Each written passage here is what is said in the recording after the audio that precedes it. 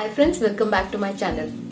तो अभी बजे हैं सुबह के 9:20 और मैंने आज सोचा कि सुबह सुबह ही अपना व्लॉग शुरू कर दूं। तो आप सब कैसे हैं बताइएगा। जो हालत इंडिया की अभी चल रही है और जितने केसेस आ रहे हैं, बहुत डर लग रहा है। बट जीना तो है ही, तो उसके लिए पॉजिटिव रहना बहुत ज़रूरी है हमारे लिए। तो ये सोचिए कि यही आपकी दिनचर्या है, घर के अंदर रहना और घर के काम करना। तो फ्रेंड्स, इस डिफ़िकल्ट टाइम में सबसे ज़्यादा जो प्रॉब्लम हो रही है वो हमारे बच्चों को हो रही है। वो बच्चे जो सुबह 7 से लेके 3 बजे तक स्कूल में रहते थे, स्कूल से आते थे और फिर थोड़ा रेस्ट करके फिर शाम को खेलने जाते थे। अब वही सोचिए, उन्हीं बच्चों को हमने घर में कैद करके रखा है। बहुत ही डिफ़िकल्ट है उनके लिए भी और हमारे लिए भी। तो आप में से बहुत लोग नहीं जानते होंगे कि मैंने करीबन 16 साल टीचिंग की है और मैं एक चाइल्ड काउंसलर भी हूँ। तो अभी हमारा जो काम है ना, सबसे बड़ा काम जो है ग्रॉसरी और वेजिटेबल शॉपिंग नहीं है। सबसे बड़ा काम जो है हमारे बच्चों को हैंडल करना है और उनको पॉजिटिव रखना है। तो उसके लिए हमें जितना हमारे पास एक्स्ट्रा टाइम बचता है वो हमारे बच्चों के साथ स्पेंड करना बहुत ज़रूरी है। उनकी मेंटल हेल्थ के लिए ये सबसे इम्पॉर्टेंट चीज़ है जो हम रियलाइज़ नहीं कर रहे हैं। हम अपना किचन का काम करते हैं, घर का काम करते हैं, खाना बनाते हैं, and then we give them the food and we think it's all done. And वो बच्चे कहीं जाके टीवी देख रहे होते हैं, कहीं आईपैड पे बैठे। सो फ्रेंड्स, इसके लिए हमें अपने बच्चों का एक शेड्यूल बनाना है, डेली रूटीन और शेड्यूल बनाना है। उसमें उनका प्ले टाइम, उनका स्टडी टाइम, उनका टीवी टाइम एंड उनका एंटरटेनमेंट टाइम अलग रखना है। तो उनके प्ले टाइम में उनको कुछ एक्सरसाइजेस दे दीजिए जो वो कर पाएँ। और या फिर अगर आपका कैंपस में वॉकिंग अलाउड है तो वहाँ वॉकिंग या रनिंग या जॉगिंग के लिए भेज दीजिए। Study time should be scheduled according to school timing. Zoom classes होती हैं पर वो पूरा दिन तो होती नहीं है, तो आप उसके लिए एक शेड्यूल बना दीजिए कि इतने घंटे आपको पढ़ना है, फिर लंच खाना है, फिर थोड़ा रेस्ट करके फिर इतने घंटे पढ़ना है। और फिर साथ ही साथ उनका जो टीवी टाइम है उसे रिस्ट्रिक्ट करिए, क्योंकि पूरा दिन बच्चों को टीवी देखना is not right. Then entertainment time में उनके साथ गेम्स खेलिए। बहुत सारी गेम्स हैं जो आप खेल सकते हैं, carrom, ludo, cards, so you can schedule it anyway. इसके ऊपर मैं एक अलग से भी वीडियो बनाऊंगी।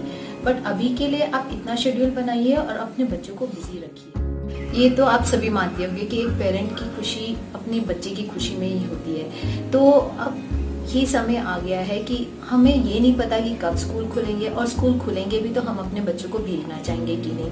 That's a big question mark. ये आपके ऊपर है। पर जितने दिन स्कूल नहीं खुल रहे हैं, आपके बच्चे को बिजी रखना बहुत ज़रूरी है। तो एक शेड्यूल बनाइए और उसके हिसाब से अपने बच्चे को मंडे टू फ्राइडे वो शेड्यूल फॉलो करने दीजिए। सैटरडे संडे थोड़ा रिलैक्स टाइम दीजिए, जिसमें वो बच्चा जैसे हॉलीडे के दिन बिहेव करता है वैसे ही उसे बिहेव करने दीजिए। तो चलिए, ये सब बातें तो होती रहेंगी। तो चलते हैं आज के ब्लॉग। सो फ्रेंड्स, चलते हैं अब किचन की तरफ। मैंने कल रात बहुत ही टेस्टी पनीर बटर मसाला और गार्लिक नान बनाया था। तो चलिए देखते हैं इसकी recipe. And it was really very tasty. And अगर आप ट्राई करना चाहें तो ज़रूर ये रेसिपी ट्राई करिएगा। तो चलिए जाके देखते हैं कि कैसे बनाया था मैंने पनीर बटर मसाला और गार्लिक नान घर पे। कल रात हम सबको बटर पनीर और नान खाने का मन किया, तो लगा घर पे ही बनाया जाए। तो चलिए बनाते हैं गर्मा गर्म गार्लिक नान और बटर पनीर मसाला।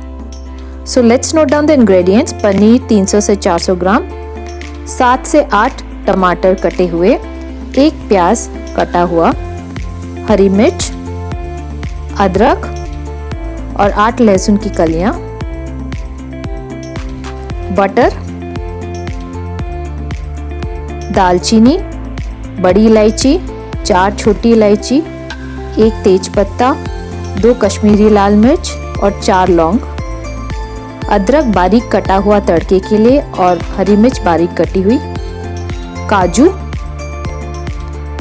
तेल, नमक, लाल मिर्च पाउडर, कसूरी मेथी, गरम मसाला और फ्रेश क्रीम। सबसे पहले एक डीप बॉटम कढ़ाई ले लीजिए और उसे गरम करने रख दीजिए गैस पे। अब इस गरम कढ़ाई में आधा या 3/4 कप पानी डालिए। अब इस पानी में जो 8 से 9 कटे हुए टमाटर हैं वो डाल दीजिए। इन टमाटरों को आप मीडियम या स्मॉल साइज काट सकते हैं क्योंकि बाद में हमें इन्हें पीसना है।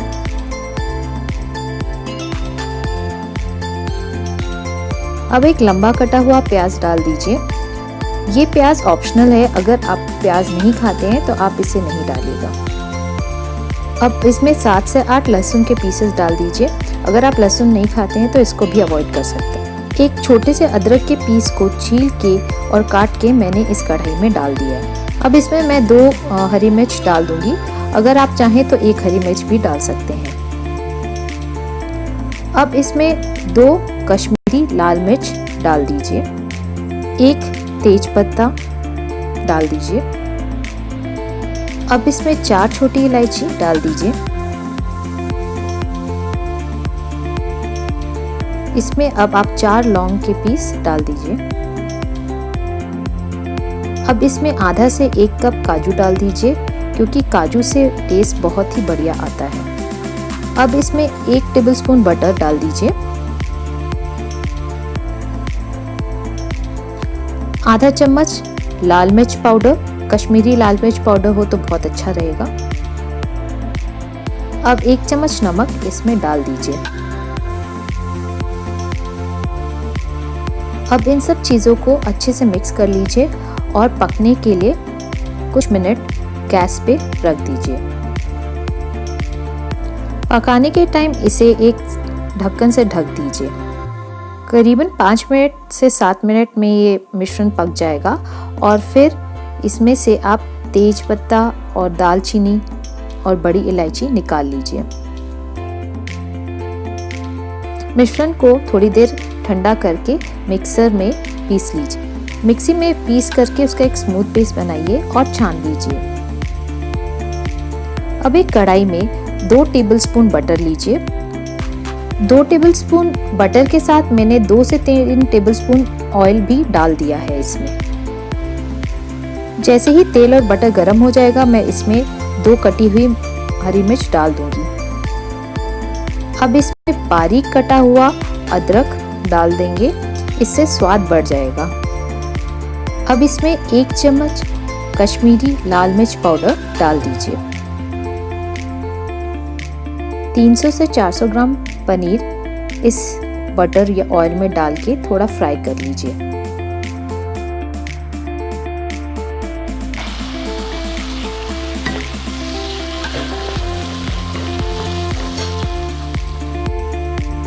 अब इसमें जो पेस्ट हमने बनाया था वो डाल दीजिए।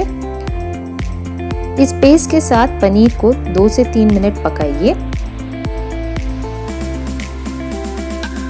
उसके बाद उसके ऊपर थोड़ी सी कसूरी मेथी डाल दीजिए।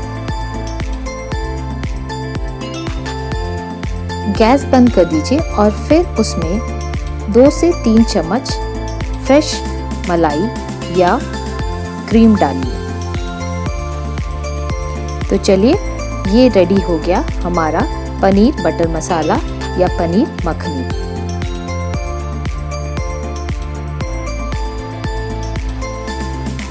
अब चलिए बनाते हैं गर्मा गर्म गार्लिक नान। तो चलिए नोट करते हैं इंग्रेडिएंट्स। इसके लिए हमें चाहिए 2 बड़े बाउल मैदा, आधा छोटा बाउल दही, बटर, बारीक ग्रेट किया हुआ गार्लिक, कटा हुआ धनिया, बेकिंग सोडा, बेकिंग पाउडर, चीनी, नमक, तेल। नान का आटा बनाने के लिए हम 2 बड़े कप मैदा एक बड़े बर्तन में ले लेंगे।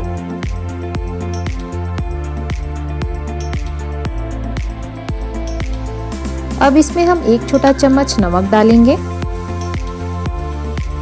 1 चम्मच चीनी,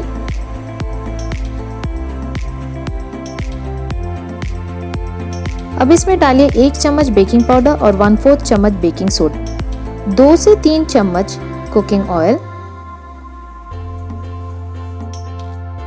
आधा कटोरी दही इसमें डालिए और उससे आटा गूंदना शुरू करिए।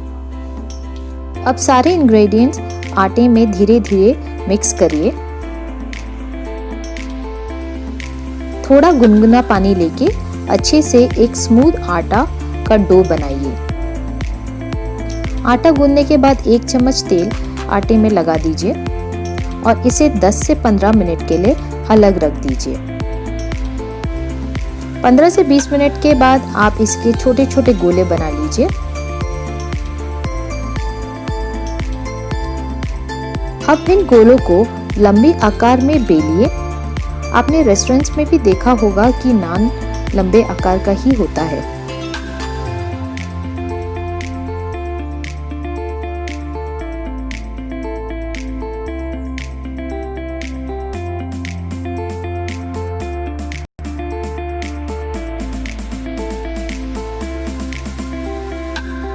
अब इस नान पे थोड़ा बटर लगाइए, थोड़ा काला जीरा और धनिया स्प्रिंकल करिए। अब बारीक ग्रेट किया हुआ गार्लिक इस पे चिपका दीजिए। अब इसके ऊपर एक बार फिर से बेलिए जिससे कि सारी चीजें नान से चिपक जाए। आप इसी आटे से प्लेन नान भी बना सकते हैं। अब नान के दूसरे साइड पे अच्छे से पानी लगाइए क्योंकि अभी इस नान को आपको तवे पे चिपकाना पड़ेगा। एक लोहे के तवे या पैन को गरम करके उस पे ये नान चिपका दीजिए। इस नान को थोड़ी देर पकने दीजिए। थोड़ी देर बाद आप इस पे छोटे छोटे बबल्स देखेंगे, इसका मतलब है कि वो एक तरफ से पक गया है। अब तवे को धीरे से पलटिए। देखिए आपने पानी लगाया है तो अब ये नान चिपका रहेगा तवे से और पलट के उसको दूसरी तरफ से पकाएं।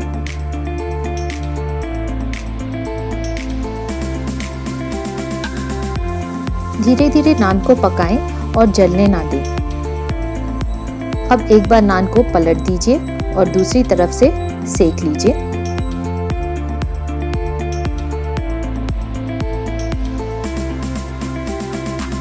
एक बार नान पक जाए तो उस पे अच्छे से बटर लगाइए। अब इस बटर गार्लिक नान को सर्व करिए बटर पनीर मसाला के साथ।